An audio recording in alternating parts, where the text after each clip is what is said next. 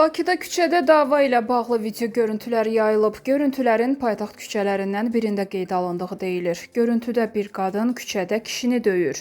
Məlumata görə görüntülər polis əməkdaşları tərəfindən nəzarətə götürülüb, hal-hazırda faktla bağlı araşdırma aparılır.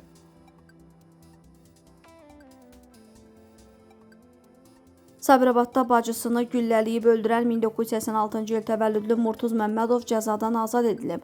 Oxazı məlumatına görə bu barədə Lənkəran Ağır Cinayətlər Məhkəməsində qərar qəbul edilib.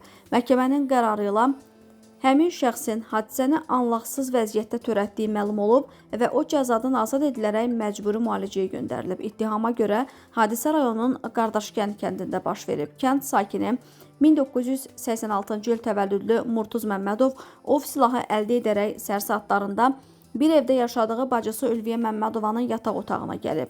O otaqda yatmış vəziyyətdə olan bacısına boğaz nahiyəsindən 2 dəfə atəş açaraq qətlə yetirib. Murtuz Məmmədov daha sonra silahla birlikdə evdən qaçıb. Polis əməkdaşlarının keçirdikləri tədbirlərdə hadisəni törətməkdə şübhəli bilinən Murtuz Məmmədov saxlanılıb və istintaqa təhvil verilib.